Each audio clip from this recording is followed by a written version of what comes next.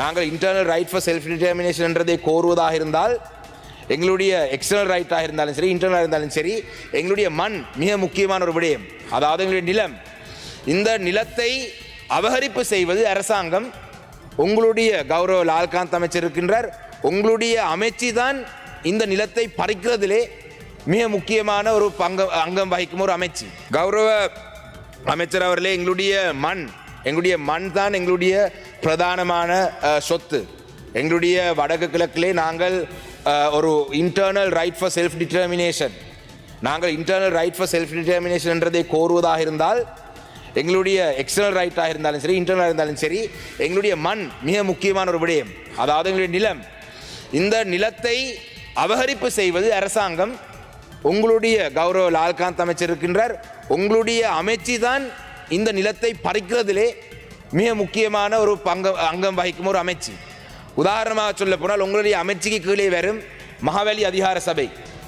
மகாவலி அதிகார சபையானது இன்று வரைக்கும் வடக்கு கிழக்கு மகாவலி திட்டத்தினூடாக ஒரு சொட்டு தண்ணி கூட வரவில்லை. ஒரு not even a single drop of water has come to the north and the east through the Mahavali scheme. But successive governments have taken over land under the guise of Mahavali to create colonization schemes. It is happening under your government as well, unfortunately. கௌரவ அமைச்சரே, நிலம் தான் மிக முக்கியமானது நான் என்னுடைய உரையிலே சொல்லியிருந்தேன். மகாவலி அதிகார சபை இன்று மகாவலி பி வலயம் என்ற பெயரிலே மட்டக்களப்பு மாவட்டத்திலே நான் நினைக்கிறேன் இன்று திலகநாதன் பாராளுமன்ற உறுப்பினர் பேசிய பொழுது சொல்லியிருந்தார், மகாவலி அதிகார சபை 1200 ஏக்கர் ஏதோ காணி மேய்ச்சல் தரைக்கு வழங்குவதாக. மயிலத்தமடு மாதவனை பண்ணையாளர்கள் போராட்டத்திலே ஈடுபட்டு கொண்டிருக்கிறார்கள். 750 நாட்களையும் அதிகமாக 1200 ஏக்கர் இருக்கிறதுக்காக அல்ல. அந்த மகாவலி அதிகார சபை வர முதலே இருந்து அந்த நிலங்கள் பூர்வீகமாக மேய்ச்சத்தரையாக பயன்படுத்தப்பட்ட நிலங்கள். மகாவலி அதிகார சபை வந்த அப்புறம் அந்த நிலங்கள் சொந்தம் மகாவலி அதிகார சபைக்கு இருந்தது. ஆனால் அந்த பண்ணையாளர்கள் அதை பயன்படுத்தினார்கள். மொத்தமாக 7000 ஏக்கர் அந்த பண்ணையாளருக்கு தேவை இருக்கின்றது. ஏண்டா 5 லட்சத்துக்கு அதிகமான கால்நடைகள் வைத்திருக்கிற அந்த பண்ணையாளருக்கு 7000 ஏக்கராவதாக குறைந்தபட்சம் தேவை. சரி, மட்டக்களப்பிலே எங்களுடைய நான் நேற்றைய தினம் கூட சொல்லியிருந்தேன், எங்களுடைய வடக்கு கிழக்கிலே மிக முக்கியமான பொருளாதாரம் மீன்பிடி, விவசாயம், கால்நடை. மீன்பிடியை அழித்துக் கொண்டிருக்கிறார்கள் உங்களுடைய அமைச்சர்கள். கால்நடையும் மட்டக்களப்பு மாவட்டத்தை உதாரணமாக எடுத்தால் கால்நடை வைத்திருக்கிறவர்களுக்கு நீதி இன்னும் இல்லை. ஆனால் வவுனியா மாவட்டம், திருவண்ணாமலை மாவட்டம், முல்லைத்தீவு மாவட்டத்தை எடுத்தால் மகாவலி அதிகார சபையினுடைய எல்வலயத்தின் கீழே அதிகளவான நிலங்களை வேறு பிரதேசங்களில் மாவட்டங்களில் இருந்து வருகை தருவர்களுக்கு நிலங்களை வழங்கி இப்போ குடியேற்ற திட்டங்களாக உங்களுடைய அமைச்சின் கீழே நடக்குது. நான் இன்று காலையிலேயும் பார்த்தேன், எங்களுடைய வவுனியா மாவட்ட பாராளுமன்ற உறுப்பினர் டாக்டர் சத்தியலிங்கம் அவர்கள் சொல்லியிருந்தார், கியூல்லயா என்ற ஒரு ப்ரொஜெக்டை நீங்கள் கொண்டு வந்து முழுக்க தமிழ் பேசும் மக்களுக்கு ஒரு இனவாத அடிப்படையிலே ஒரு அநீதி நடக்கின்றது. உங்களுடைய அரசாங்கத்தின் காலத்திலேயும் இவ்வாறான விடயங்களை நாங்கள் அனுமதிக்க கூடாது. இவ்வாறான விடயங்களினால் தான் ஒரு 30 வருட ஆயுத போராட்டம் இந்த மண்ணிலே நடந்தது.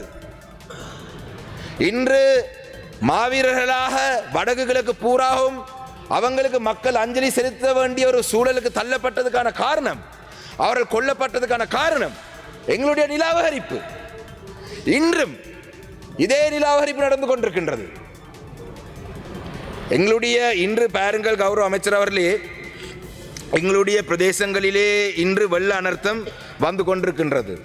அரசாங்கம் ஒரு முன்னாயத்தமாக இருந்திருக்க வேண்டும். இந்த வெள்ளம் மட்டக்களப்பு மாவட்டத்தை உதாரணமாக சொல்கின்றேன், மலையத்திலே இருந்து வரும் தண்ணி முழுவதும் எங்களுடைய அம்பாறை மட்டக்களப்பு இரண்டும் தான் கடலிலே போய் சேருவது எங்களுடைய மாவட்டங்களின் ஊடாக. அப்ப மகாவலி அதிகார சபையின் ஊடாக இகல கொத்மலை என்று அழைக்கப்பட்ட பிரதேசத்திலே 5க்கு அதிகமான நீர் தாங்கிகள், நீர் டேங்க்ஸ், வாட்டர் டேங்க்ஸ் 5க்கு அதிகமானது செய்தால் மாத்திரம்தான் அந்த பிரதேசத்தில் வர வெள்ளம், மழை தண்ணி அவசரமாக அந்த பிரதேசத்திலே இருந்து ஒரு தேங்கி நிற்கக்கூடிய இடம் இல்லாதபடினால அதிகளவான மழை வந்தால் அந்த தண்ணி அப்படியே எங்களுடைய கிழக்கு மண்ணூடாக கடலுக்கு போகும்.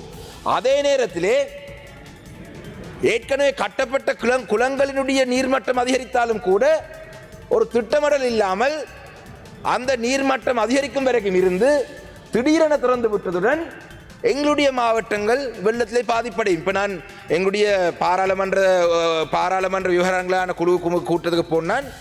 அங்கே பேசப்பட்ட விடயம் 27, 28, 29 ஆகக்குள்ள காலநிலை சரியான முறைக்கு வரும் என்று. 28, 29க்கு பிறகுதான் மட்டக்களப்பு மாவட்டத்துக்கு தாக்கமே வரும் என்றால் இன்று பெய்யும் மழை முழுதும் அந்த தண்ணி முழுதும் மட்டக்களப்புக்கு வந்து சேர்த்துக்க 2-3 நாள் ஆகும். அப்போ இந்த அரசாங்கத்திலே ஒரு முன்னாயத்தம். இப்போ இன்று காலையிலே ஜனாதிபதி வந்து ஒரு கூட்டம் நடத்தி போறார். இந்த கூட்டம் ஒரு வாரத்துக்கு முதல் நடந்திருக்க வேணும். அனுபவம் இல்லாத உங்களுடைய மாவட்ட பிரதிநிதிகள் இருக்கிறார்கள். பேருக்கு அவர்கள் பொறுப்பை எடுத்து வைத்திருக்கிறார்கள். வெள்ளம் வரும் வரைக்கும் கொழும்புல இருப்பார்கள். வெள்ளம் வந்த பிறகு மட்டக்களப்பு ஓடி சென்றோ வடகிழக்கு ஓடி சென்று இந்த அனர்த்த முகாமைத்துவம் சரியாக செய்ய முடியாது. கௌரவ அமைச்சர் அவர்களே கடந்த வருடம் வெள்ளம் வந்த பொழுது பாராளுமன்ற தேர்தல் முடிந்த ஒரு சில நாட்களிலே நான் தனியாக சென்று என்னுடைய சொந்த வாகனங்களை வைத்து அனர்த்தத்திலே சிக்கப்பட்டிருந்த எங்களுடைய மக்களை நாங்கள் தான் வெளியே எடுத்தோம். ஆனால் நாங்கள் அந்த நேரத்திலே குற்றம் சாட்டவில்லை.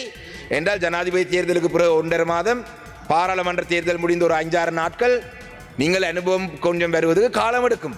இன்று 1 வருடம் கடந்தும் இன்றும் அதே நிலை.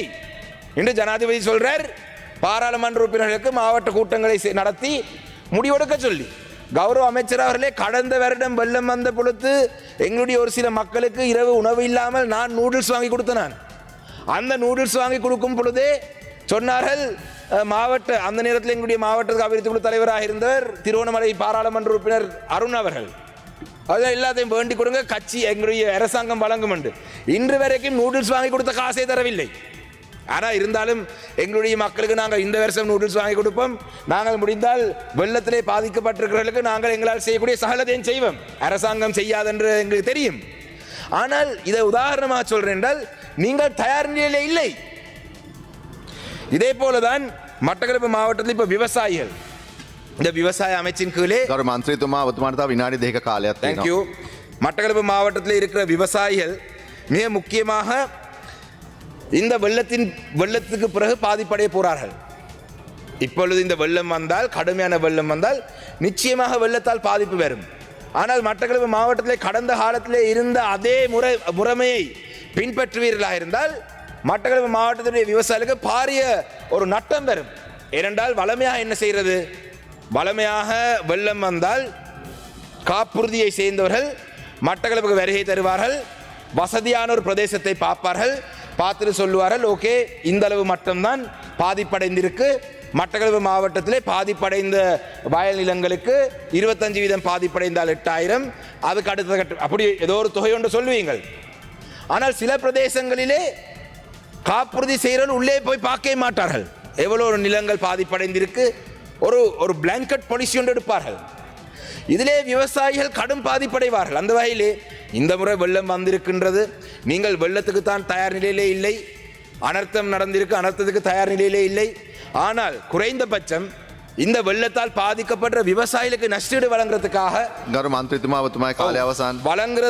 வழங்குவதற்காகவும் நீங்கள் தயார் நிலை இருக்க வேண்டும் என்றதை சொல்ல விரும்புகிறேன். அதே போலதான் கௌரவ அமைச்சர் அவர்களே மட்டக்களப்பு மாவட்டத்திலே மிக முக்கியமான 4 குளங்கள் அவசான் கர்ணவா, அந்த 4 குளங்களையும் அதே நேரத்தில் அம்பாறை மாவட்டத்திலே ஒரு குளம், அம்பாறை மாவட்டத்திலே ஒரு குளம் என்றதையும் விட சேனாநாயக்க சமுத்திரத்திலே ரைட் பேங்கை நீங்கள் சரியாக முகாமைத்துவம் செய்தால் கஞ்சிக்குடி ஆறு பிரதேசத்திற்கு ரூபாஸ் குளம், இந்த ரூபாஸ் குளத்துக்கு அந்த வாய்க்காலினூடாக அந்த தண்ணியை நீங்கள் அனுப்புவீங்களா இருந்தால் 4500க்கு அதிகமான ஏக்கர் வயல் நிலங்களை 2 போகம் செய்யக்கூடிய அளவில் இருக்கும். இதை உங்களுடைய கவனத்தில் எடுக்க வேண்டும். அதே போல தான் கண்டியனாறு குளம் மட்டக்களப்பு மாவட்டத்திலே இதுக்கான ஆய்வுகள் செய்து நாங்கள் வழங்கியிருக்கின்றோம். இந்த கண்டியனாறு குளத்தை இந்த வருடத்துக்குள்ளே செய்து தந்தார் அதிகமான வயல் நிலங்களை நாங்கள் பயன்படுத்தக்கூடியதாக இருக்கும். அடுத்ததுதான் பனிச்சங்கேணி குளம். இந்த 3 குளங்களையும் நீங்கள் பார்க்கணும். அதே போல தான் பிரெஞ்சு அரசாங்கத்தினுடைய ஒரு நிதி ஒதுக்கீடின் கீழே மட்டக்களப்பு மாவட்டத்துக்கு வருகை தந்த ஒரு பாரிய நீர்ப்பாசன திட்டம் ஒன்றும் பொருளாதார நெருக்கடியின் காரணமாக நிறுத்தப்பட்டது. அந்த விடயத்தையும் நாங்கள் எங்களுடைய பாராளுமன்ற உறுப்பினர் பேசி உங்களுடைய பாராளுமன்ற உறுப்பினர் தாங்கள் செய்வது போல படம் காட்டுவதற்காக அந்த முயற்சியை கையெழுத்தாளர் என்ன நடந்தது அந்த விடயத்திலேயும் நீங்கள் கவனம் செலுத்த வேண்டும் என்று கேட்டு விடைபெறுகிறேன். நன்றி.